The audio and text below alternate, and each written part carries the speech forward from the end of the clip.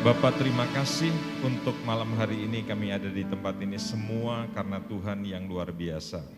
Berbicaralah kepada kami semua pasangan suami istri yang hadir pada malam hari ini.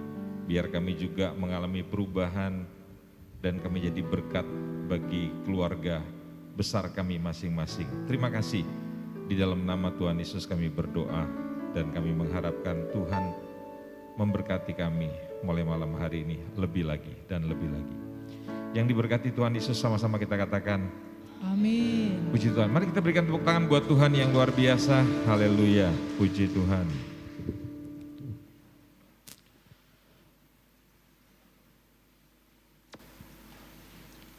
Puji Tuhan, saudara yang dikasih Tuhan. Siapa di sini yang datang tidak dengan pasangan selain saya tentunya? Oh iya, pasangannya kemana? Oh, saya pikir hilang. Jadi cuma satu saja yang tidak datang dengan pasangan. Oh, ada lagi yang lainnya, puji Tuhan. Ini bukan karena sudah ditinggal suami, bukan kan? Ada pasangannya ya, puji Tuhan. Tadi Pak Bangun berkata kepada saya, Pak Andes nggak punya pasangan. Ya, saya sudah lulus. Ya. Kalau yang lainnya kan belum lulus begitu, bisa setia sampai akhir apa enggak begitu, ya. Saya sudah setia sampai akhir. Saudara yang dikasih Tuhan, besok lusa saya akan berbicara dalam forum internasional untuk bicara soal keluarga juga. Ya, sekarang saya diminta jadi pengajar internasional dalam soal keluarga karena begitu banyak keluarga-keluarga di dunia ini yang hancur, ya, karena pernikahan yang tidak beres. Saya ingin menjelaskan dulu saudara-saudara, pernikahan itu sebetulnya adalah sesuatu yang mesti dipersiapkan. Dia digambarkan seperti kayak apa itu namanya, rumah begitu. Siapa di sini yang bangun rumah tanpa persiapan? Kan punya cetak birunya, punya blueprintnya, punya gambar gitu. Rumah seperti apa yang saudara mau bangun? Nah, ada banyak orang menikah, dia tidak punya cetak biru, dia tidak tahu, ya, mau dibawa kemana itu rumah tangganya. Pokoknya mengalir saja, ya. Dan banyak orang berumah tangga, dia tidak pernah belajar.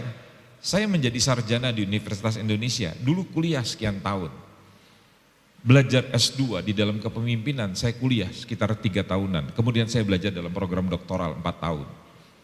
Ya, saudara tahu, semua itu membutuhkan waktu. Tidak ada yang instan. Nah, pertanyaan saya, saudara membangun rumah tangga pernikahan saudara itu, ada nggak pengetahuan begitu? Tidak hanya modalnya jatuh cinta. Jadi betul-betul punya persiapan. Kemudian sesudah persiapan itu sudah punya cetak birunya, ya saudara mesti bangun. Gedung ini kan dibangun karena punya perencanaan, betul kan? Tapi tidak hanya sekedar perencanaan, tapi ini betul-betul kenyataannya itu terlihat. Kenapa? Ini dibangun dan sampai hari ini saya tahu bangunan ini juga belum 100%. Karena finishing itu lama sekali. Jadi saudara tidak hanya sekedar jatuh cinta, tapi saudara mesti membangun cinta saudara. Dan cinta saudara itu dibangun hari demi hari, minggu demi minggu, bulan demi bulan, tahun demi tahun. Jadi tidak bisa secara otomatis itu tumbuh. Contoh, ada banyak pernikahan itu hancur salah satunya karena faktor uang. Di dalam penelitian di lembaga pernikahan di Indonesia, maksudnya pengadilan-pengadilan itu menyimpulkan perceraian itu yang disebabkan karena alasan ekonomi itu menempati urutan keempat. Ya, menurut Alkitab di dalam kitab Kejadian pasal yang ketiga, salah satu sumber konflik di dalam hidup atau sumber perceraian di dalam pernikahan itu adalah faktor ekonomi.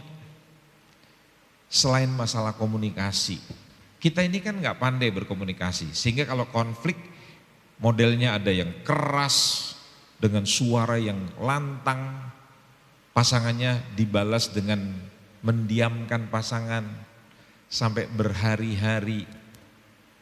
Ya. Karena kita tidak mengerti bagaimana caranya konflik. Dan begitu kita menghadapi konflik, kita selalu berpikir yang paling baik adalah kita menghindari konflik. Dan kalau kita sudah terbiasa punya pola menghindari konflik, itu akan seperti bom waktu, satu hari akan meledak.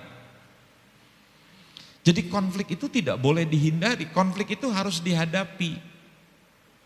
Nah banyak orang dia nggak mau konflik, ya.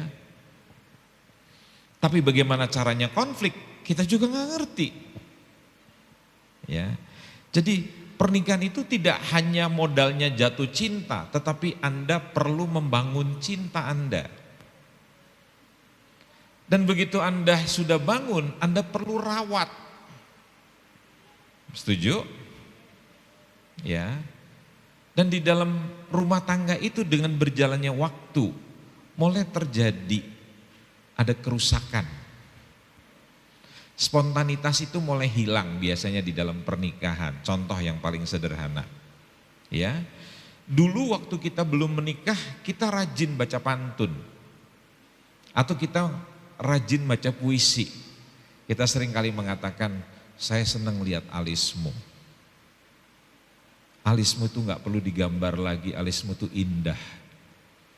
Pada waktu saya melihat bibirmu, saya terus terang kagum lihat bibirmu. Tidak sensual tapi kasual.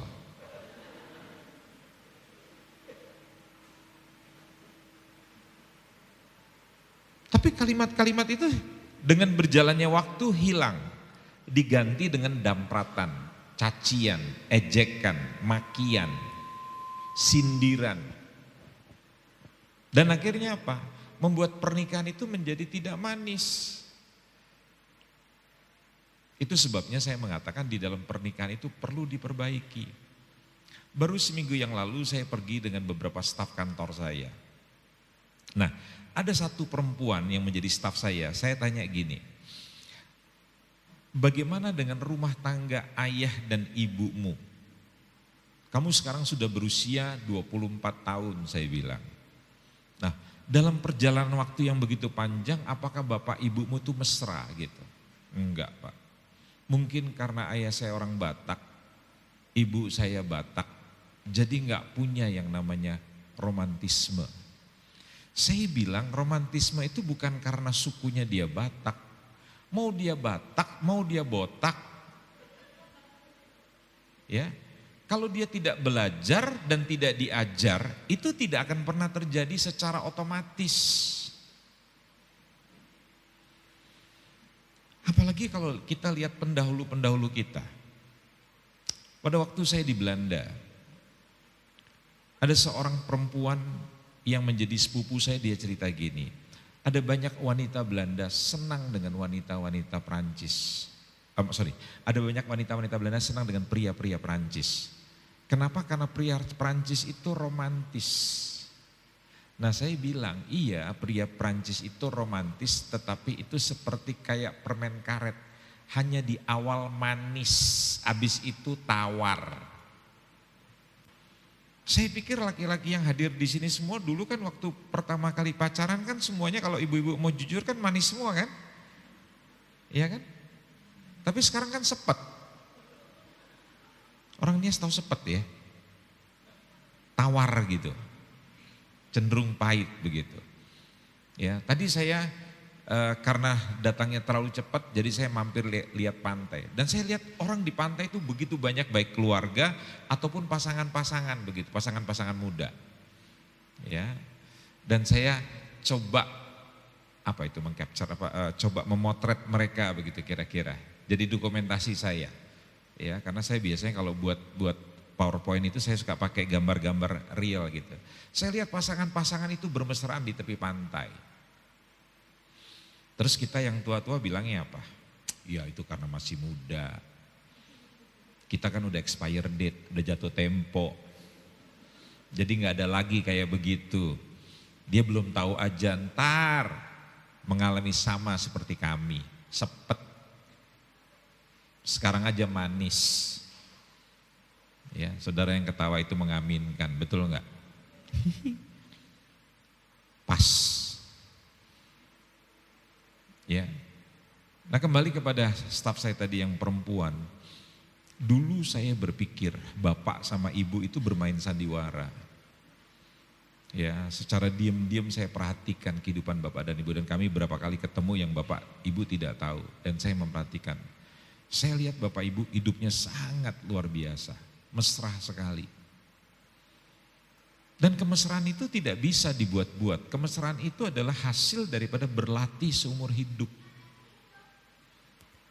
Ya, saya sudah cerita kemarin dalam pertemuan hamba-hamba Tuhan, dalam satu hari kalau saya keluar, saya pergi, saya menelpon istri saya itu satu hari minimal 8 kali. Bukan bertanya, ada tukang gak datang, ada kiriman apa. Tadi orang yang memperbaiki kabel internet sudah datang. Oh enggak, saya enggak nanya gitu. Saya cuma sekedar nanya, kamu sudah makan belum? Saya rindu sama mama. Ya, kalau sekarang itu saya nggak bisa ucapkan lagi, karena kan tidak ada lawan. Sampai hari ini saya masih terbiasa kadang-kadang saya cerita sama Ibu Bangun, saya bilang kadang-kadang saya kalau ada sesuatu saya mau cerita, saya spontan gitu, masuk ke WA-nya istri saya, tapi baru saya sadar, oh ya dia sudah nggak ada. Kenapa? Karena itu kebiasaan yang dibangun bertahun-tahun. Dari mulai zamannya SMS, zamannya BlackBerry Messenger, kemudian sekarang berubah menjadi WA dan lain sebagainya. Kirim-kirim gambar, mengucapkan kata-kata yang baik. Ya. Selalu memanggil kata-kata yang baik. Saya selalu mengatakan kalau harus memaki, memarahi, mengganti kata binatang dengan kata buah. Dasar terong. Kamu udah berulang kali papa bilang jangan seperti pisang. Jadi mengganti dengan kata-kata yang positif itu sesuatu yang tidak mudah. Jadi saya mau jelaskan pada saudara di dalam pernikahan, saya ringkas saja deh. Yang paling penting dalam pernikahan itu ada 3 hal. 1 namanya komitmen. Saya udah janji di hadapan Tuhan, di hadapan keluarganya, di hadapan banyak orang, jemaat, bahwa saya menikahi istri saya sampai maut memisahkan kami berdua. Dan laki-laki itu adalah pemegang janji. Perempuan juga pemegang janji. Nah itu harus dibuktikan kepada anak-anak, harus dibuktikan kepada orang tua, harus dibuktikan kepada mertua, harus dibuktikan kepada banyak orang yang hadir pada waktu itu. Saudara tahu makanya kenapa di dalam pernikahan adat, baik itu orang Batak, baik itu orang Nias, dibuat susah. Filosofinya tujuannya baik. Bahwa mendapatkan pasangan itu tidak mudah, harus melalui proses yang panjang.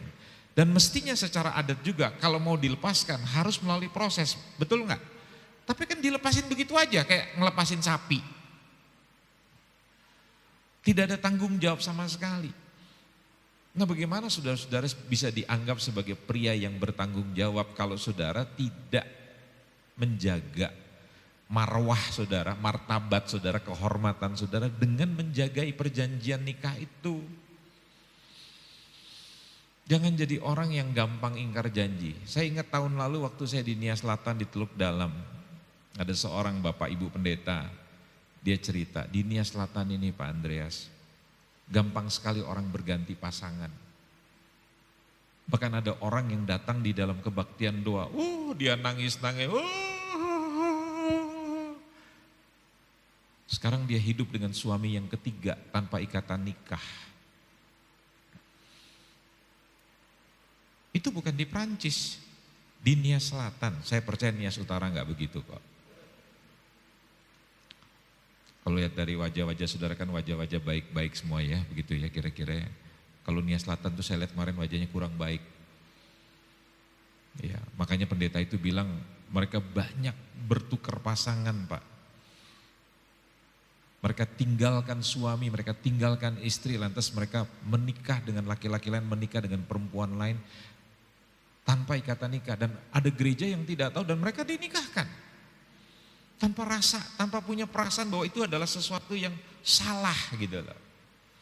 Dan saudara tahu pernikahan itu yang paling penting nomor 1 komitmen. Yang kedua adalah komunikasi. Dan yang ketiga adalah kompromi. Saya ulangi sekali lagi.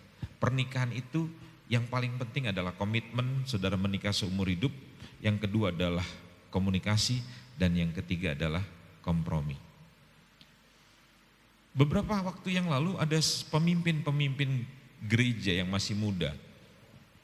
Dia mengatakan kepada kami para pendeta-pendeta yang sudah umur, dia mengatakan begini, ini di kalangan para pemimpin di dalam persekutuan gereja-gereja Indonesia pada waktu kemarin pertemuan dalam Zoom. Mereka mengatakan begini, bahwa gereja ke depan itu tidak perlu lagi onsite, tidak perlu lagi di tempat. Tetapi pertemuan-pertemuan gereja akan datang itu bentuknya adalah online. Jadi tidak lagi membutuhkan gedung gereja. Nah, saya biarkan mereka menyelesaikan pendapat mereka sampai selesai. Lantas saya memberikan paralelnya, saya bilang begini, kalau kalian yang muda-muda berpikir bahwa gereja itu tidak butuh lagi onsite, tidak lagi butuh gedung gereja dan kita hanya cukup bertemu dalam virtual. Kalau begitu nanti pernikahan yang akan datang itu bentuknya juga online. Jadi suami dengan istri tidak perlu bertemu di kamar, tapi secara online saja. Sehingga nanti anaknya pun hasilnya virtual, online. Saya bilang pada teman-teman saya, anak-anak muda kalau kepalanya koplak ya kayak begitu. Boleh berpendapat, enggak ada masalah. Tetapi jangan hanya karena teknologi, lantas Anda meninggalkan kebenaran. Teknologi itu adalah alat, bukan tujuan.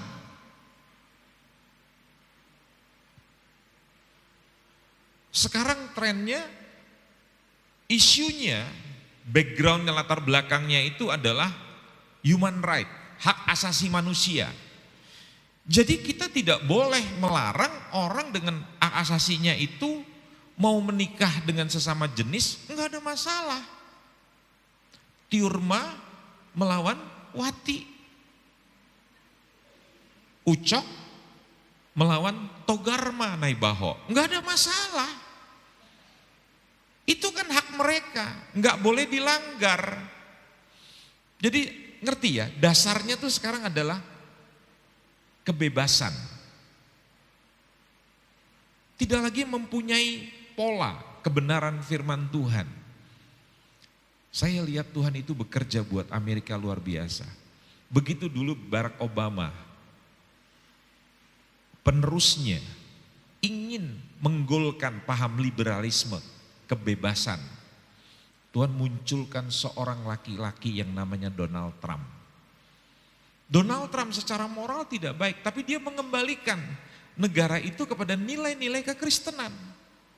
Sama seperti Gus Dur itu 2 tahun lebih sedikit memerintah Indonesia, mengembalikan Indonesia kepada alam demokrasi. Sehingga orang Konghucu bisa diakui. Hari raya, apa itu hari raya orang Chinese itu apa namanya? Imlek itu bisa diakui. Itu Gus Dur yang buat, sengaja Tuhan luaskan dia nggak memerintah terlalu lama begitu. Ya. Saudara nggak boleh lihat perkembangan zaman yang bagaimana, lantas saudara ikut tren itu, saudara tidak punya nilai. Ada sekarang gereja mengatakan kita nggak perlu pakai hukum Taurat. Saya tanya hukum Taurat yang mana? Ya 10 hukum Taurat itu sudah digenapi dalam diri Yesus. Artinya saya tanya, ya nggak perlu lagi. Buat saya, Alkitab bilang tidak ada satu iota, satu titik pun di dalam hukum Taurat itu hilang sampai nanti Yesus datang. Pernah nggak saudara bayangkan, karena hukum Taurat itu macam-macam, tapi kalau 10 perintah Tuhan itu bukan dihilangkan, tapi digenapi di dalam diri Yesus. Coba itu dihilangkan, jangan berzinah. Artinya kalau itu dihilangkan, orang Kristen boleh berzina nggak? Boleh. Jangan mencuri, boleh mencuri. Jangan menginginkan harta orang lain, boleh. Menginginkan istri orang lain, menginginkan pembantunya, menginginkan harta orang lain. Kita nggak punya hukum moral dan kita nggak perlu lagi hormat sama orang tua. Itu yang saya bilang orang-orang yang kepalanya koplak. Yang belajar firman cuma dipetik yang enak-enaknya saja. Nilai di dalam keluarga itu karena modernisasi, karena dunia modern, karena saudara sering nonton sinetron segala macam. Hati-hati, itu akan dipegang oleh banyak orang. Contoh ya, seorang ibu dia pernah bilang begini pada saya. Buat saya Pak Andreas, kalau rumah tangga tidak bisa dipertahankan, hidup masih terus berlangsung. Saya masih muda. Ngapain saya stres? Ya udah, kita bisa baik-baik, kita cari hidup kita masing-masing. Ngapain kita mesti mempertahankan sebuah pernikahan yang maaf kata sudah sebetulnya nggak bisa dipertahankan, cuman kita bermain sandiwara aja, capek. Dan biasanya wanita semakin mandiri, dia punya pekerjaan yang baik, dia nggak terlalu pusing dengan pernikahan yang gagal. Karena bagi dia penting tulus, dia nggak rugi apa-apa gitu. Mau suaminya pergi juga masalah, orang saya juga udah punya penghasilan sendiri, bahkan lebih besar penghasilan saya daripada dia. Jadi berdasarkan survei, begitu mandiri, perempuan semakin mandiri, emansipasi perempuan semakin kelihatan luar biasa. Kemampuan untuk bercerainya itu semakin tinggi. Tetapi firman Tuhan bilang, rumah tangga itu, sekarang saya tanya gini deh sebelum saya teruskan. Saya tanya gini, kalau negara ini gagal, yang harus diganti siapa Bapak Ibu? Kalau negara ini gagal, yang harus diganti siapa? Pemimpinnya. Dalam hal ini siapa? Presiden di-impeach, diturunkan oleh rakyat. Setuju gak? Kalau rumah tanggamu gagal, saya mau tanya, yang harus di-impeach siapa? Yang harus diturunkan siapa? Jawab jujur dong, gak usah keras-keras ibu-ibu. Siapa yang harus diganti? Suami. Rumah tangga gagal itu jangan pernah menyalahkan istri. Karena kepemimpinan suami yang gak beres, yang gak bener. Jangan saudara salahkan istri. Istri itu cuman pantulan, cuman cerminan. Bagaimana pemimpin, dia cuman memantulkan saja. Kalau suaminya baik, istrinya pasti baik. Makanya saya kalau lihat rumah tangga yang baik, saya nggak mau lihat suami. Saya lihat istrinya dulu. Suami kan astuti, asli tukang tipu. Ngerti nggak maksud saya? Suami itu pinter main sandiwara. Jadi saya nggak percaya lihat wajah suami. Saya harus ketemu istrinya dulu baru saya tahu. Saya bisa menilai rumah tangganya baik apa tidak. Anda bisa lihat istri saya. Sampai di usianya yang menjelang 60 tahun, wajahnya tetap muda. Orang tanya rahasia di mana? Istri saya bilang, karena saya punya suami yang baik, yang sayang pada saya. Ya. Dari sini saya bisa lihat nih berapa banyak rumah tangga yang bahagia nih. Dari sini kelihatan nih, saya udah tahu nih.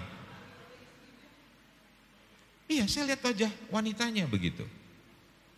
Ya. Dan saya nggak bisa cerita kalau belum dia bersaksi. Karena di dalam kanseling itu kan merupakan hal yang RAS, rahasia. Tidak bisa saya ceritakan, oh tadi kemarin saya mengkanseling keluarga Lase misalnya begitu. Ya, nggak bisa saya buka. Kecuali dia sudah buka sendiri, dia cerita. Nah itu bahan ceritanya bisa saya pakai kalau dia sudah jujur. Kalau belum dia terbuka, berarti itu kan merupakan sesuatu yang rahasia begitu, tidak boleh seorang kanselor membuka hal seperti itu. Jadi komunikasi itu penting. Kemudian kita mesti kompromi. Nggak bisa seorang suami ego, istri ego. Kalau saya bilang hancur rumah tangga. Rumah tangga itu isinya mesti kompromi. Saya karena dulu muslim saya biasa bangun pagi. Saya nggak mau lihat istri saya bangun siang. Makanya orang sebelum menikah itu nilai-nilai itu dibicarakan. Nah kita kan enggak, cuman modal jatuh cinta lantas kita jalan. Begitu kita jalan kita kaget-kaget, nilainya beda. Ada suami yang bilang begini pada istri atau istri bilang begini pada suaminya. Ingat ya, kamu punya gaji, kamu bayar listrik, bayar telepon, internet, kamu bayar anak-anak dan kebutuhan bulanan. Nanti saya bayar yang ini, saya kasih ini semua. Jadi orang menikah itu punya dua kantong, punya dua dompet. Terus suami protes, kok kamu pakai barang-barang mewah? Padahal kan anak-anak punya kebutuhan. Loh, uang-uang saya, kenapa kamu ribut? Saya kan tidak ganggu pundi-pundi kamu, ini kan uang saya, hak saya. Gak usah mencampuri. Berantem gak saudara? Berantem. Begitu punya uang, suami ingin beli mobil, istri enggak. Ingin nabung nanti buat sekolah anak-anak. beda. Istri datang kepada mamanya, "Mak, si abang gak tahu, jangan bilang-bilang ya mak, ini uang buat mama, nanti kalau dia tahu bisa perang dunia ketiga mak, udah mau diam-diam aja." Ini kan gak baik kayak begini saudara, sampai kaget-kaget. Saudara tahu, bulan yang lalu ibu mertua saya, Bu Ruta Barat, dia telepon adik saya, dia bilang gini, "Mas, boleh gak bilang sama kakak Anda," maksudnya pada saya gak perlu dikasih lagi tiap bulan, karena kan kakak sudah meninggal. Jadi kami gak perlu dikasih lagi. Adik saya bilang apa? "Oh gak bisa begitu Pung." Opung maksudnya, dia membahasakan. Ya, sekalipun kakak itu sudah meninggal dunia, sekarang Opung itu bukan menjadi mertua, tapi menjadi ibu daripada kakak saya. Posisinya begitu. Dan anak-anak daripada kakak saya kan tetap cucunya Opung. Jadi tidak bisa diputuskan. Dan kalau kakak saya setiap bulan masih memberikan setiap bulan seperti biasanya pada waktu kakak masih hidup, itu adalah sebagai sebuah penghormatan, kewajiban. Dan memang saya mengasihi pada mertua saya, istri saya mengasihi pada ibu saya. Nah sekarang karena istri saya sudah tidak ada, jadi saya ngasih ibu saya juga. Itu sebagai tanda penghormatan. Kita tidak bisa balas cintanya orang tua. Dan kita bertanggung jawab. Dan saya mengasihi pada ibu dan pada mertua saya besarnya sama. Setiap bulan kami mengasihi sekian juta. Bukan ratusan ribu, sekian juta. Kami berikan pada orang tua kami. Biar ini bisa ditangkap oleh Pak Pius sama Ibu. Bangun. Kalau ngasih pada mama di Medan itu jangan 100 ribu, jangan 200 ribu. Tapi jutaan. Bagaimana kalau tidak mampu? Ya kalau saya bilang sesuai dengan kemampuan saudara. Ya, itu tanda kita menghormati, mengasihi mereka. Saudara tahu bahan dasar dari sebuah pernikahan itu cukup dua kata, love and respect. Kasihlah istrimu, hormatilah suamimu. Jadi dari situ saya menyimpulkan bahan dasar daripada pernikahan itu hormat dan satu lagi apa? Kasih. Love and respect. Cinta saja tidak cukup untuk membangun rumah tangga. Harus punya hikmat kepandaian, harus punya pengertian. Di dalam menghadapi perbedaan, di dalam musim kehidupan, di dalam tikungan-tikungan tajam dalam kehidupan. Saudara tahu, perjalanan pernikahan itu begitu banyak musim. Tiba-tiba saudara harus menghadapi tikungan-tikungan yang saudara tidak pernah sadari, tidak pernah saudara minta. Dan itu mengejutkan saudara. Ya, pada waktu kemarin saya pulang dari Lehewa, kebetulan saya yang drive itu, bawa itu mobil, saya pikir jalan itu, ya nanti begitu, saya udah perkirakan, tiba-tiba ternyata tikungan tajam, kaget saya di situ, karena di depannya ada truk. Dalam perjalanan pernikahan tuh tiba-tiba Anda bisa menghadapi hal-hal yang tidak pernah Anda bayangkan begitu loh, nggak pernah Anda pikirkan, setuju nggak? Makanya Efesus 5 ayat 33, kasihlah istrimu seperti dirimu sendiri dan istri hormatilah suamimu. Nah kenapa bapak-bapak, dengarkan baik-baik, love itu, cinta itu adalah bahasa wanita. BBM-nya wanita itu bukan Pertamax, bukan Pertalite, bukan biosolar, tetapi cinta. Coba bapak-bapak bilang cinta.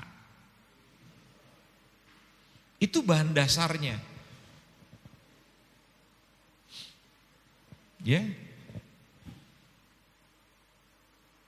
Kalau wanita tidak dikasihi, ya jangan kaget mobilnya mogok. Ya, gimana supaya nggak mogok? Bukan diganti baru, tapi diisi bahan bakarnya. Halo, bapak-bapak, ibu, sekarang bagian ibu. Respect, rasa hormat itu adalah bahan bakarnya pria. Wanita senang mengasihi, senang dikasih. Makanya lihat perempuan kalau ketemu perempuan ngapain? Pelukan, cipika-cipiki.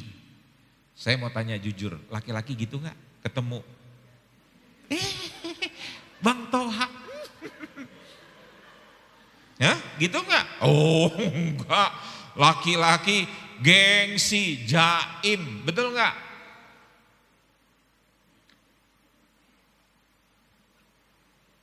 Saya ketemu dengan jenderal-jenderal karena saya masih mengajar karakter sekarang di Mabes TNI.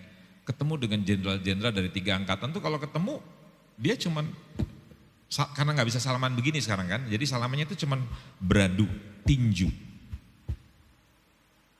Ya kalau saya sama Pak Kasat tuh biasanya menyamping begitu. Nggak ada, tapi kalau perempuan, ketemu perempuan walaupun sekarang lagi begini, ibu. Itu bapak-bapak mesti ngerti, Anda menikah dengan wanita, bukan dengan kucing.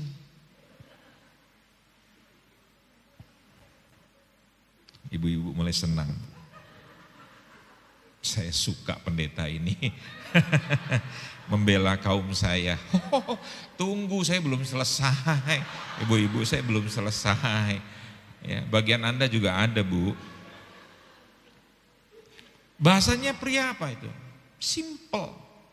Hai bos, siap. Karena pria itu senang dihargai. Rasanya bangga banget kalau ada orang memanggil kita dengan sebutan-sebutan yang terhormat. Begitu. Karena suami itu bahan bakarnya adalah rasa hormat. Suami yang tidak dihormati akan merespon dengan tidak mengasihi. Ibu-ibu dengar. Kalau Anda tidak bisa menghormati suami Anda, jangan heran respon dia terhadap Anda menjadi dingin. Jangan tuntut. Makanya dalam pernikahan yang sehat tidak boleh saling menuntut. Kasih itu memberi. Saudara akan lelah kalau tuntut suami Anda mesti mengasihi Anda. Anda akan lelah kalau menuntut istri Anda menghormati Anda. Pernikahan itu bukan tuntut-tuntutan. Saya lihat kalau rumah bahan dasarnya itu bukan ubin tapi karpet, itu ada yang namanya alat namanya vacuum cleaner. Bapak Ibu tahu ya, untuk penyedot debu itu. Nah, orang itu kalau kosong sama kosong, itu kerjanya cuma main sedot-sedotan aja tuh, kayak vacuum cleaner gitu. Dan kalau sudah main sedot-sedotan, main tuntut-tuntutan, yang ada luka di dalam rumah tangga. Sekarang saya tanya jujur, kalau orang luka normalnya diobati enggak? Diobati enggak? Langsung datang ke IGD, setuju kan? Minimal datang ke klinik untuk penyembuhan. Dalam pernikahan enggak. Luka itu bukan disembuhkan, tapi dikorek. Kamu tahu enggak? Saya sakit sekali. Itu perempuan. Kalau laki-laki, dia pikir emang dia aja yang bisa, biar tahu rasa. Itu laki-laki begitu. Orang punya luka itu bukan diselesaikan, bukan disembuhkan, malah dikoyak-koyak, diperlebar begitu. Saya mau tanya jujur, suami istri kayak ini pinter atau kepinteran? Dengarkan, saat istri menghormati, bukan suami layak atau tidak layak untuk dihormati. Ada seorang ibu pernah bilang begini pada saya, kalau suami saya kayak Pak Andreas Sustono, saya bukan hanya hormat, betul-betul saya jilat dia. Saya gak mau tanya lagi jilat apa begitu loh.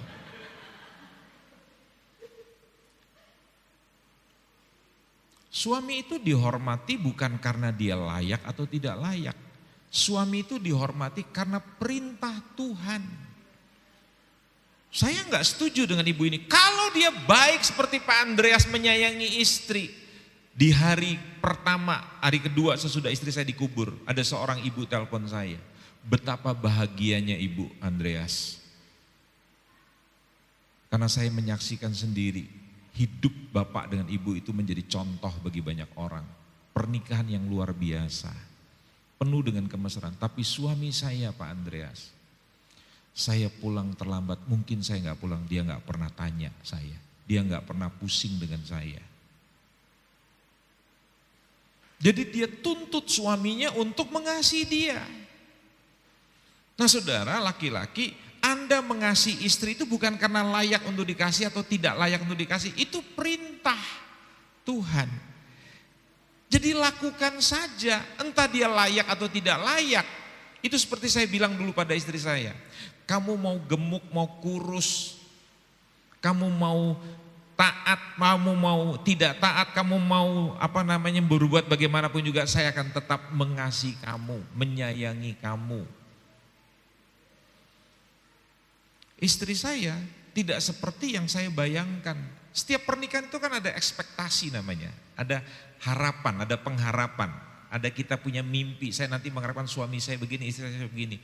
Ternyata istri saya itu tidak seperti yang saya bayangkan. Karena kalau saya gandeng dia, itu sama seperti saya menggandeng batang bambu. Lurus saja, nggak ada ekspresi. Tapi kalau saya tuntut itu, maka saya menjadi luka. Saya ingat hukum masnya Alkitab. Apa yang kau inginkan orang lain perbuat, perbuatlah terlebih dahulu. Jadi setiap saya ketemu, saya peluk dia, terus jalan saya rangkul dia. Dia begini aja, tanpa punya rasa bersalah. Kenapa dia tidak punya rasa bersalah? Karena itu bukan nilai keluarganya.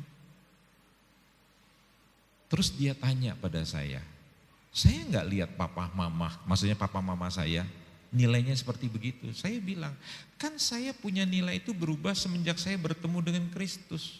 Itu loh, perempuan itu berubah setelah ketemu Kristus. Makanya mujizat kalau ada orang ketemu Kristus nggak berubah. Ajaib Tuhan, ajaib Tuhan. Kita nyanyi Allah heran, sekarang Allah heran lihat kita. Kok ini orang Kristen ketemu aku gak pernah berubah. Ini bukan masalah orang Batak, bukan masalah orang Nias, bukan masalah orang Bugis, bukan masalah orang Ambon. Ini masalah kita ini mau ikut Kristus apa tidak. Jangan cuma nyanyiku mau sepertimu Yesus. Tapi saudara tidak mau hidup seperti dia.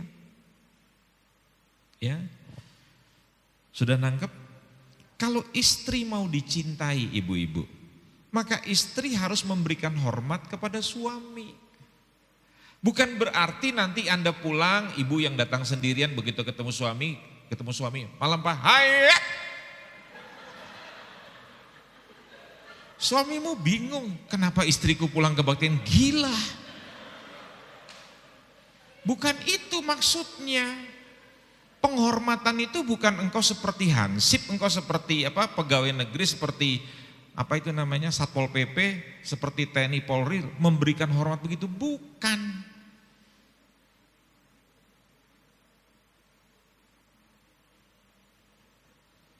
Ibu saya dulu menikah kawin lari. Dia berpikir menikah dengan seorang tentara yang gagah, yang kelihatannya sangat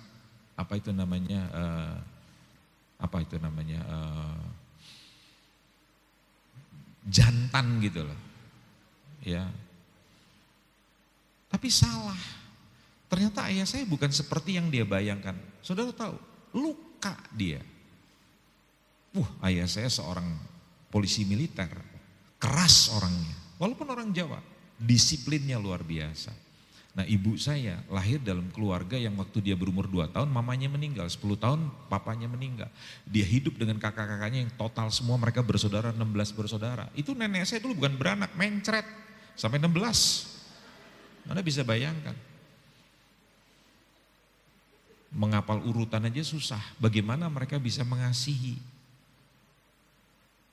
Makanya mau punya anak banyak itu bukan buat gaya-gayaan. Pertanyaannya Anda mampu apa tidak. Kalau anak pertama dapat sepatu bata sampai anak ke-7 harus bata, gak boleh batako. Dan mereka harus merasakan kasih sayang yang sama, gak boleh ada anak emas, anak perak, anak perunggu, itu gak boleh, itu melukai anak-anak. Nah, ibu saya adalah produk anak yang luka dan dia berharap nanti pernikahan suaminya menjadi pengganti ayahnya, gak dia dapatkan. Apa yang terjadi? Luka. Dan itu akhirnya kompensasinya apa? Dia memarahi kami anak-anaknya, saudara. Adik saya yang buat salah, saya yang kena. Adik saya nangis, saya yang kena. Padahal saya nggak tahu di mana. Dia panggil nama saya. Sustono, kamu cari gara-gara kamu setan. Nah saya bingung, adik saya di mana, tapi saya selalu menjadi tumpahan marahan. Nah ibu saya nggak bisa lawan ayah saya seorang militer.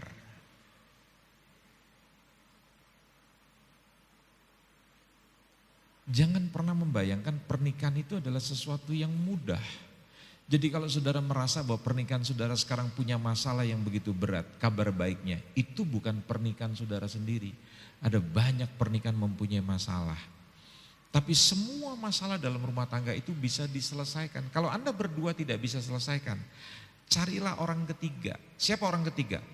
Counselor. Kalau istri saya punya masalah dengan kandungan, jangan cari montir mobil.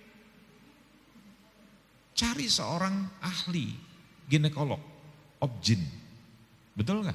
Ahli kandungan. Dia akan menolong saudara. Counseling ke tempat yang expert, yang ahli. Jangan sembarangan, tanya pada sembarang orang. Nah kalau saudara salah bertanya, dia akan bilang ini, suami kamu kayak begitu, udah tinggal tuker tambah.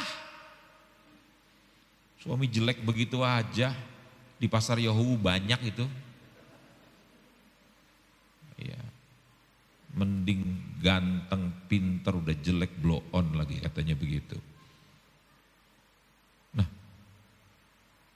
kalau Anda jadi istri diajarin kayak gitu tidak menghormati suami, rumah tangga Anda pasti akan hancur. Sebaliknya saudara, kalau suami mau dihormati, suami harus memberikan cinta kepada istri. Saudara, ibu-ibu tahu nggak? Suami itu senang kalau dia dianggap sebagai seorang petarung, sebagai seorang penyedia, sebagai seorang pelindung. Makanya pria itu senang sekali kalau istri dan anak-anaknya bertanya kepadanya. Dia merasa seperti dihargai gitu. Jangan segala-gala Anda ambil putusan sendiri gitu. Istri saya, kalau anak-anak bilang, mah aku mau pergi ke sini, kamu udah ngomong sama papa belum? Belum, nggak usah lah ngomong sama mama aja. Oh nggak bisa. Terus istri saya datang pada saya, Pak, nih loh anak-anak katanya nanti minggu depan mau liburan gitu. Mama bilang tanya dulu sama papa. Saya merasa dihargai. Dan istri saya mengajar anak-anak untuk menghargai papahnya. Itu suami akan bangga. Ibu-ibu gak boleh karena mentang-mentang penghasilannya besar apa segala macam lantas saudara melangkahi. Suami itu senang dipuji, laki-laki itu seperti Tuhan. Mana ayatnya? Mazmur 22, Tuhan itu bersemayam di atas pujian umatnya. Artinya apa? Kalau istri rajin memuji suaminya, kebutuhan suaminya itu terpenuhi. Laki-laki itu seperti Tuhan. Ya, jadi ibu-ibu mesti belajar menghargai, memberikan pujian buat suaminya. Sebulan sebelum istri saya meninggal, saya lagi duduk, waktu itu kami belum berangkat ke Nias, karena April kan saya berangkat ke Nias. Jadi beberapa minggu sebelum berangkat ke Nias, dia datang di depan saya. Terus dia belai pipi saya dan dia berkata begini, suamiku yang hebat ini, dengar ya, tidak ada istri yang seperti aku yang cintanya dan melayani yang luar biasa seperti kamu. Nah karena saya udah sering dengar kata-kata seperti itu, saya merasa ya memang istri saya baik. Dan saya ya dengarnya juga biasa aja gitu. Tapi rupanya itu adalah perkataan yang terakhir. Dan setiap saya mendengar hal itu pasti saya baper gitu. Ya, itulah cara seorang istri memenangkan hati suaminya. Bukan dihina. Coba lihat dong sama itu halawa itu loh. Kamu gak bisa seperti dia. Coba kamu lihat itu yang keluarga yang di belakang itu loh. Walaupun marganya gak bagus buaya, tapi bagus orangnya. Ada kan marga Nias buaya, ada kan? Nias Selatan. Gitu. Ya. Enggak boleh ibu membanding-bandingkan suami dengan laki-laki lain, itu tidak boleh. Anda bilang saya tuh sebel, jengkel punya suami bodoh. Bu, saya kasih tahu, yang bodoh itu bukan suami. Anda yang memilih suami, itu Anda lebih bodoh. Sudah tahu bodoh, kenapa dipilih? Amin, orang bodoh? Jangan membodoh-bodohi suami. Anda sudah salah pilih, kenapa pilih suami yang bodoh? Iya Pak, karena love is blind, cinta itu buta. Waktu itu saya sedang buta Pak. Saudara tahu, orang tuh kalau belum menikah buka mata lebar-lebar. Kalau sudah menikah tutup mata rapat-rapat. Artinya apa? Anda, ya itu kompromi, udah maklum aja. Ada suami yang mengeluh, aduh Pak, bayangin Pak, saya lagi makan Pak. Tiba-tiba istri saya kentut Pak. Mana baunya luar biasa, enggak ada hormatnya Pak.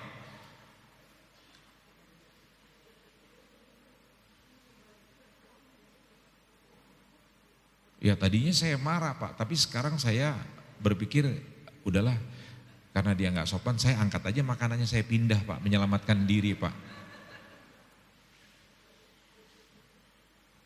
Saya ajarin suami ini, itu sebetulnya istrimu bagus loh, karena dia memberikan tanda.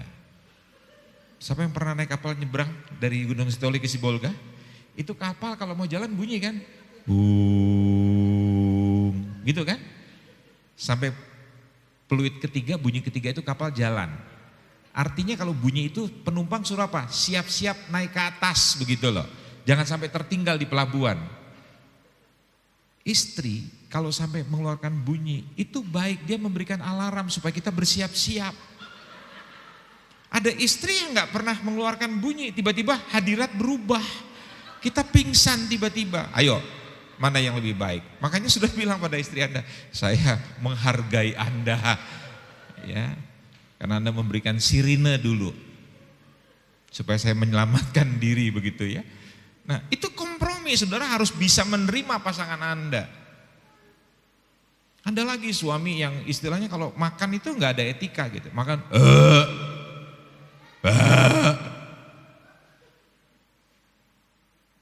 buat pelajaran etika itu sangat tidak etis kayak begitu. Tapi kan kita biasa ada lagi yang sikat gigi. Sampai akhirnya kalau ada tamu itu orang berpikir, Bapak pelihara babi di sini, Pak.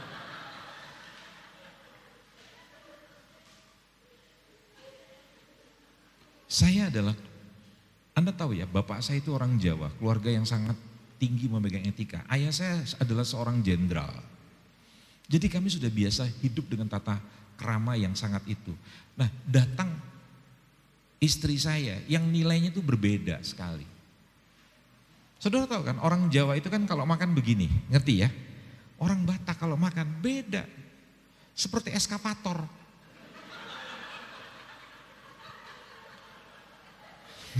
Maaf ya orang-orang Batak yang hadir pada malam hari ini. Saya bukan menjelekan, tapi itu fakta. Ayo, saya mau tanya. Apa saudara mesti protes, menghina? Enggak bisa, kompromi kita. Ya udah, memang gayanya begitu, mau apa lagi? Bisa nanggep? Maaf ya Pak, butar-butar ya, sama William. Tapi itu fakta. Orang di Jawa begini, di tanah Batak, bingung saya lihat kayak begitu. Ya. Nah, sekarang saya tanya sama ibu-ibu, begitu Anda memuji Tuhan, apa yang keluar sesudah Mazmur 22 ayat 4 itu? Tuhan bertakhta, maka selanjutnya keluar firman. Artinya apa Bapak-Bapak? Waktu istri Anda sudah memuji, hati-hati dia menantikan perkataan dari kita suami. Dan perkataan itu mesti benar-benar dipikirkan. Karena perempuan itu, apa ya bahasa Indonesianya ya, saya tadi coba cari itu. Conceiver itu apa ya? Pengandung gitu loh, ngerti ya? Anda pernah bayangkan gak? Sperma yang diberikan sama suami, kemudian dikandung sama istri selama 9 bulan 10 hari. Besarnya sperma itu Anda bisa lihat di Google itu. Sperma itu besarnya apa? Sangat kecil sekali. Itu mesti dilihat pakai mikroskop baru bisa Anda lihat itu sperma. Gak bisa seperti kayak anak kodok atau anak lele begitu. Itu kelihatan kalau anak lele, anak kodok itu kelihatan. Sperma itu gak kelihatan. Jadi artinya apa? Sesuatu yang kecil diterima oleh perempuan, dirubah selama 9 bulan 10 hari. Jadi beratnya 1,7 atau 2 kilo sampai dengan besar 4 kilo. Artinya apa? Hati-hati bapak-bapak. Yang kau berikan kecil, perempuan itu bisa merubah menjadi sesuatu yang besar dalam bentuk janin. Anda mesti mengerti ini bapak-bapak dengan pengertian ini. Tugas kandungan itu adalah membuai. Jadi sperma masuk dalam kandungan. Sperma yang kecil tadi saat masuk dalam kandungan seorang wanita kemudian dibesarkan, dipelihara. Nah pria lupa kapan dia masukkan sperma itu ke dalam kandungan. Dia nggak tahu hari ini dia berhubungan apakah itu spermanya masuk atau besok atau lusa atau minggu depan atau bulan depan. Dia nggak tahu. Dia nggak sadar itu. Tapi yang penting itu masuk. Wanita nggak pernah lupa, pria lupa, wanita nggak pernah lupa. Kenapa? Karena tubuh wanita berubah, dia jadi mual, gemuk, terus perubahan-perubahan hormon. Saat pria berkata-kata, maka apa yang masuk ke dalam diri perempuan akan dibuai dan dibesarkan sampai menjadi besar. Kalau yang dititipkan itu negatif, yang dibuai itu negatif. Kalau yang dititipkan itu positif, yang dibuai itu positif. Wanita yang tidak dikasih akan merespon dengan tidak respect.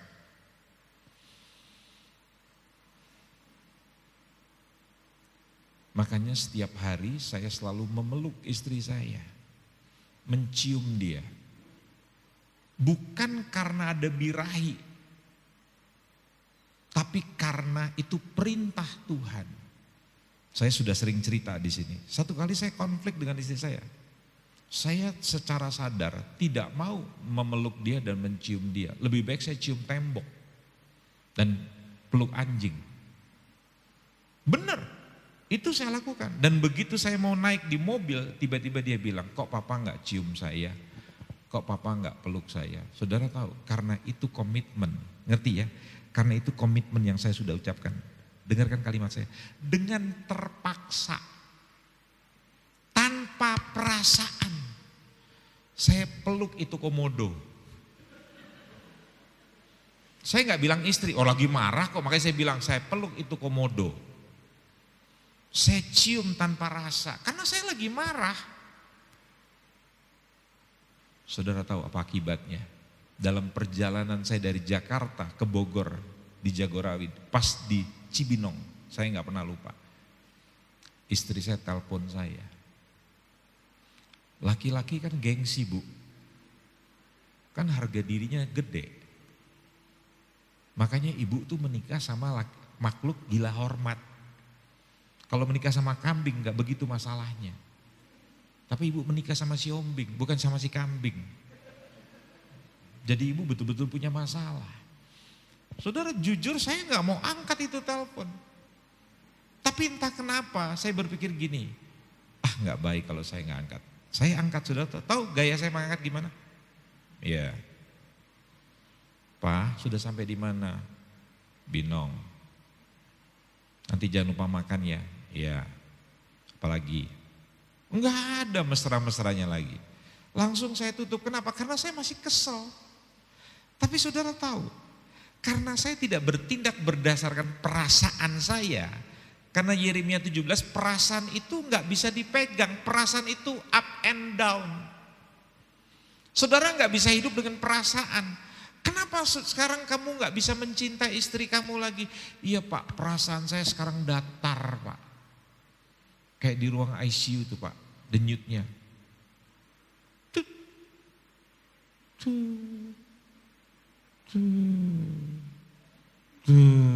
Hilang Pak. Tapi Pak, kalau saya bertemu sama dia Pak, sama Kalista Pak,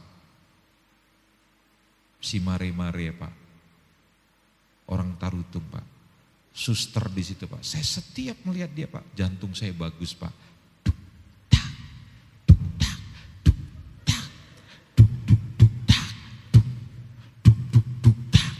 Saya hidup lagi Pak. Tapi kalau lihat istri saya hampir dikuburkan, Pak. Nah itu artinya saudara mendasari pernikahan saudara dengan perasaan, bukan dengan komitmen. Saudara nggak bisa menikah karena perasaan itu naik turun, nggak boleh saudara menikah berdasarkan perasaan. Saudara harus menikah berdasarkan perjanjian yang saudara sudah ucapkan. Bisa nangkep Bapak-bapak? Hati-hati menggunakan perkataan, kalau tidak itu akan dibuahi oleh istri Anda. Saya nggak mikirkan dia menghormati saya atau enggak, tetapi saya selalu, bahkan tadi pagi saya bilang pada seseorang, Bapak tahu saya tuh menemani istri saya ke pasar. Bukan hanya menemani, udah kamu masuk saya di sini, saya nggak mau, males. Saudara tahu, saya temenin pegang keranjang belanjaan, nemenin dia ke dalam. Dan itu buat istri menyenangkan sekali. Coba besok lakukan bapak-bapak. Pergilah ke pasar dengan istri akan mulai nyanyi. Menyenangkanmu, senangkanmu. Ya, dia akan lebih positif gitu. Saudara tahu, saya mencatat dalam Kitab Yohanes, Tuhan membuat mujizat dalam pernikahan air yang kotor berubah menjadi anggur. Artinya apa? Seburuk apapun pernikahan yang kotor yang mungkin diinjak-injak, itu dibuat oleh Tuhan menjadi indah. Apabila pernikahan yang baik, yang untung bukan hanya pihak suami, bukan hanya pihak istri, tapi saudara, itu menguntungkan anak-anak sampai keturunan di bawahnya. Biasanya anak-anak yang nakal itu karena mencari perhatian, karena hubungan suami istri yang kacau. Ya, kalau tidak punya keintiman, tidak punya perjanjian, agreement, persetujuan, itu membuat rasa buat anak-anak itu menjadi bingung. Suami bilang A, ibu bilang B, anak nggak ngerti gitu. Mama bilang boleh, papa bilang tidak, boleh. Tidak, anak bingung dia. Tuh, bingung dia. Ya. Kalau bingung begitu saudara-saudara. Ya. Bisa nangkap nggak maksud saya? Jadi kalau anak nakal itu bukan karena anaknya yang nakal. Yang nakal siapa? Orang tuanya. Periksa diri orang tua. Anda benar nggak hubungan Anda dengan pasangan Anda? Ya. Saya mau tutup dengan beberapa cerita untuk melengkapi ini. Saudara tahu, satu hari anak saya melihat ibunya, mamahnya itu menyuapkan makanan kepada saya. Dan anak saya bilang gini, ih mama menyuapin bayi raksasa.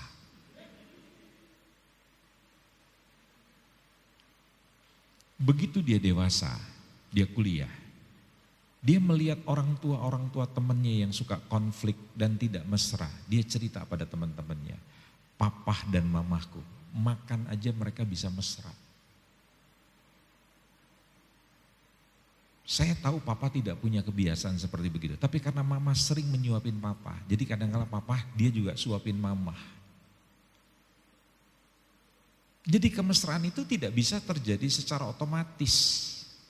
Kemesraan yang pertama waktu Anda pacaran itu terjadi karena Anda mempunyai sebuah hormon. Ya. Dan hormon itu akan semakin hari semakin berkurang pada waktu Anda hidup di dalam pernikahan. Hormon apa itu? Itu yang disebut kasih eros. Nah kasih eros itu bisa digairahkan lagi kalau saudara melakukan perintah Tuhan dengan kasih agape itu. Maka erosnya itu akan bangkit. Ada orang bertanya pada saya, kalau sudah menikah eros masih perlu gak? Oh masih perlu. Karena kalau gak ada eros, saudara gak akan nafsu sama pasangan. Gak akan mau berbuat bermesraan begitu. Saudara tahu, saya sampai punya konsep gini. Kalau jalan pagi, jangan cuma jalan berdua aja, tapi saya gandeng istri saya. Jadi terbiasa kami kalau olahraga pagi itu saling bergandengan tangan. Dan saudara tahu, saya bilang pada istri saya, aneh ya kalau kita jalan gandengan tangan. Kita jauh lebih kuat, biasanya kita bolak-balik 10 kali, kita bisa sampai 16 kali sekarang.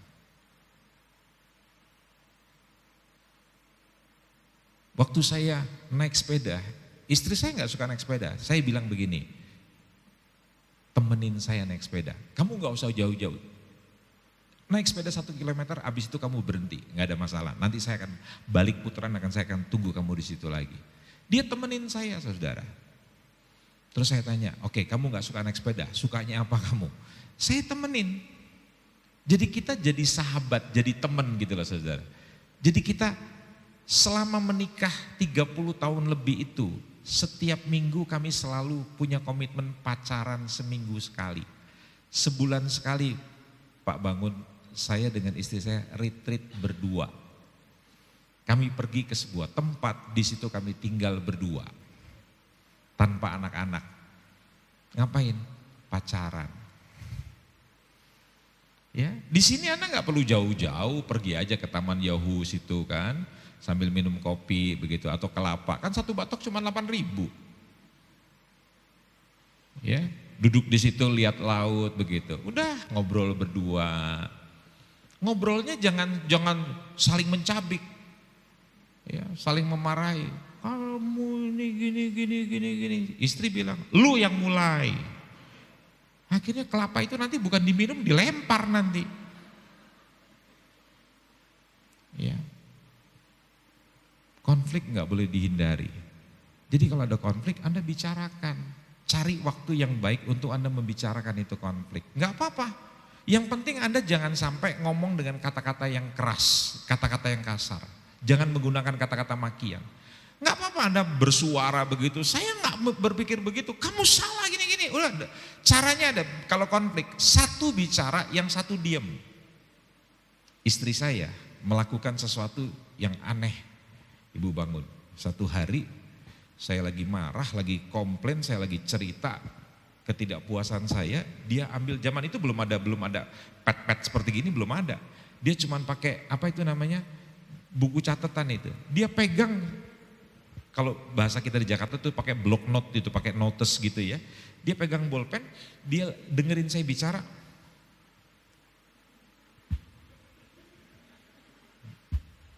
Saya mikirnya apa? Kurang ajar nih perempuan nih.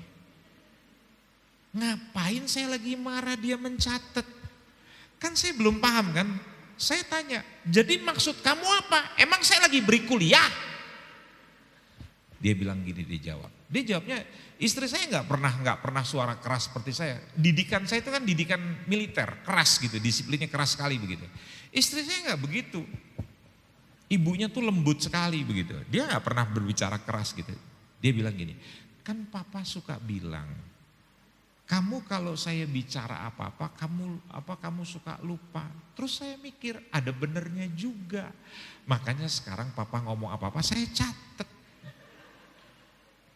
Nanti pada waktu saya lagi senggang, saya baca itu, butir-butir apa yang papa ceritakan itu, untuk saya belajar. Terus saya mikir, bagus juga ya. Saudara tahu, begitu dia bicara, dia mulai cerita, dia mulai kasih tahu tentang apa yang terjadi pada dirinya, dia cerita tentang saya juga ikut nyatet. Saudara tahu, kalau kami konflik, karena kami sekarang dua-duanya punya iPad, jadi dua-duanya pegang iPad, dia cerita. Dulu latihannya nggak begitu saudara, dia bicara saya potong. Kamu jangan ngomong gitu. Pak, kan kita udah buat perjanjian, kalau papa bicara sampai selesai baru saya ngomong. Sekarang papa mesti belajar, kalau aku bicara selesaikan dulu nanti baru papa ngomong begitu. Ngerti ya? Kita nggak begitu, karena saya orangnya kolerik, orang dominan. Begitu dia bicara saya rasa nggak pas, saya potong. Dan itu yang membuat konflik kita jadi semakin menajam. Jadi saya buat aturan, sekarang kalau kita konflik, kamu bicara dulu atau saya bicara dulu sampai habis, jangan dipotong. Latihannya susah saudara. Ya, terutama saya. Dia ngomong apa? Nggak begitu ceritanya. Sabar, kata istri saya.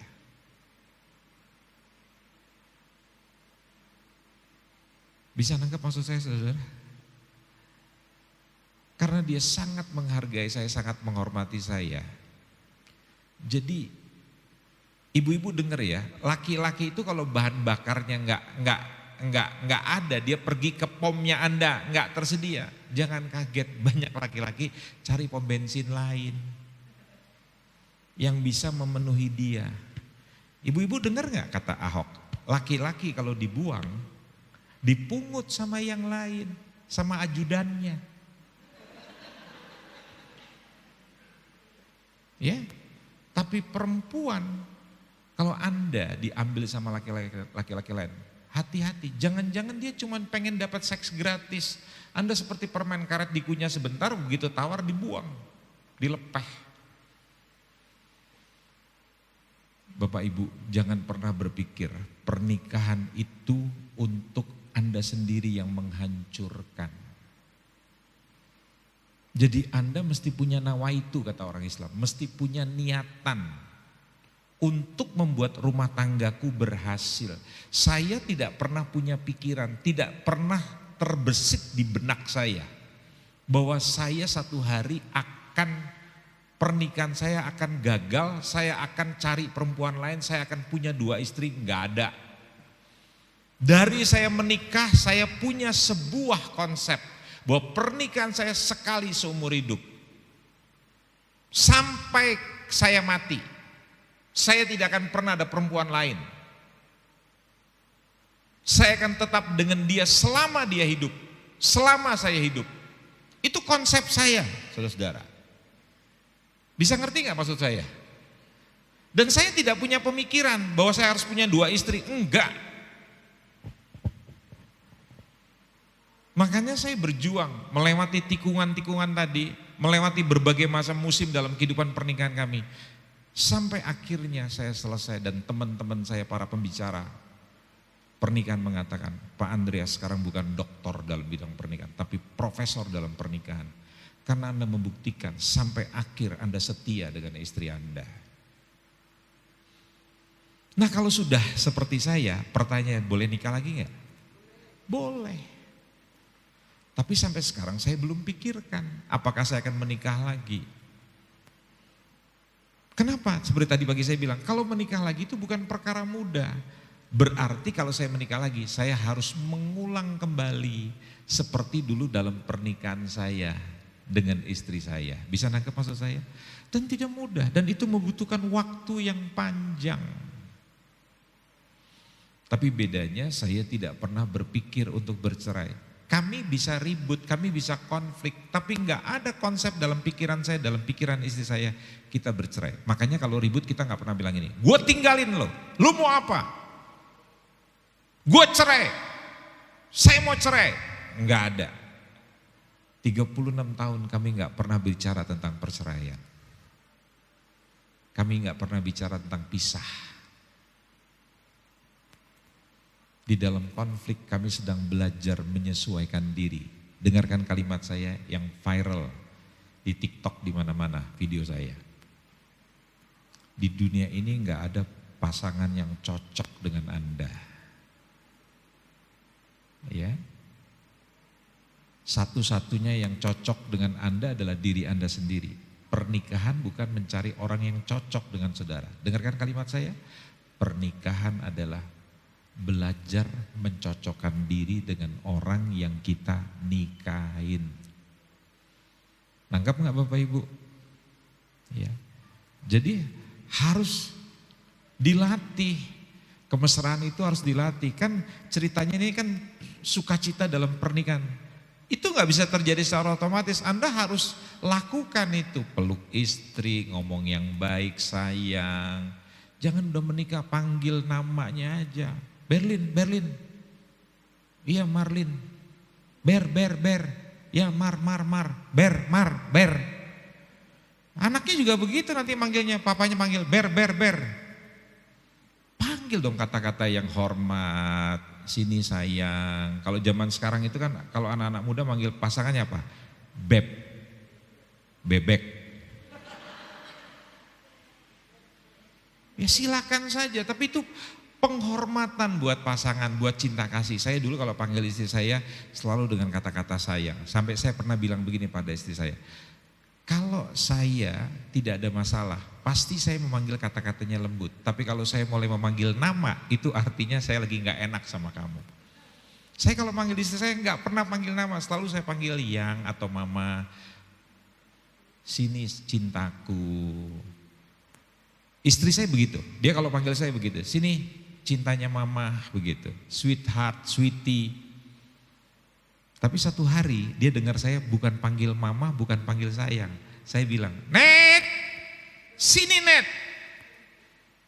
Dia bilang, saya tahu kenapa kamu panggil saya dengan nama kecil saya, kata begitu. Karena kamu lagi marah. Iya. Terus dia tanya, kenapa? Duh, anak mama yang satu ini kalau lagi ngambek. Nah, itu dia caranya dia memenangkan suaminya begitu. Bukan dibalas. Kenapa? Itu sudah ada api disiram sama bensin. Istri yang hebat itu lagi suaminya marah. Dia diam, dia tenang, kemudian dielus-elus belakangnya. Kenapa sih kok marah-marah? Mau mimi susu ya? Ya, ibu-ibu ya, terutama yang masih nyusu anak, sisakan buat suami. Kalau suaminya nggak kedapetan, Anda lihat anak Anda kan, dia kalau nggak diperhatikan ngambek nggak? Ngambek sama, suami itu anak yang besar. Jangan dilupakan walaupun badannya besar, gagah, kelihatan serem botak, tapi hatinya Hello Kitty. Jadi caranya ini apa? Di alam. Saya ingat saudara, kalau saya udah capek saya tidur, tapi saya mesti pergi tugas. Saya bilang gini, saya tidur dulu ya mam. Kamu jam berapa masih di airport? Jam 5. Ya udah nanti aku bangunin 2:30. Begitu dibangunin saya tahu berat dan sulit sekali karena saya lelah sekali. Saudara tahu bagaimana cara dia membangunkan? Dia cium saya dan dia bisikin sesuatu. Pak, ayo, pilotnya gak bisa nunggu loh. Kamu mesti berangkat. Nanti sampai di sana tidur lagi lah, ya. Begitu terbang nanti di pesawat tidur lagi begitu. Dia coba elus-elus saya. Enggak pernah. Dia, woi, bangun. Itu bukan babi, saudara-saudara.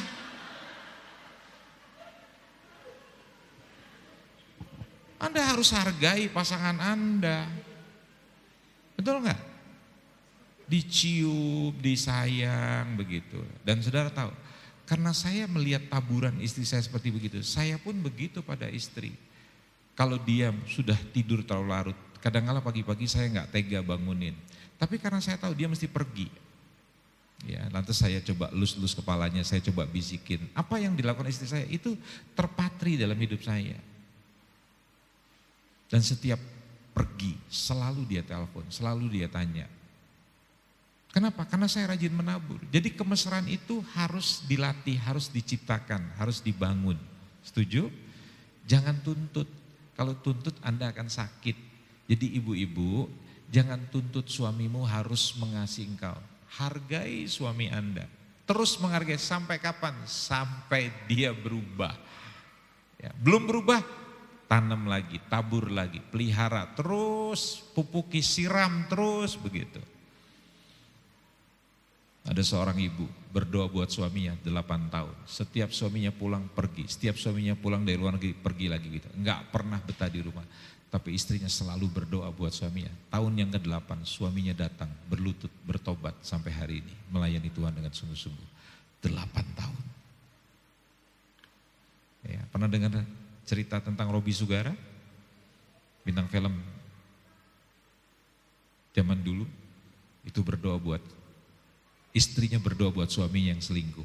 Dan satu hari Robby Sugara pulang ke rumahnya. Karena doa istri dan semua anak-anaknya perempuan semua berdoa buat papanya. Ibunya tidak pernah menanamkan kebencian sampai satu hari papanya pulang. Amin saudara. Yuk kita berikan tepuk tangan buat Tuhan yang luar biasa. Saya kembalikan pada Pak Pius. Mungkin ada tambahan atau apa, silakan.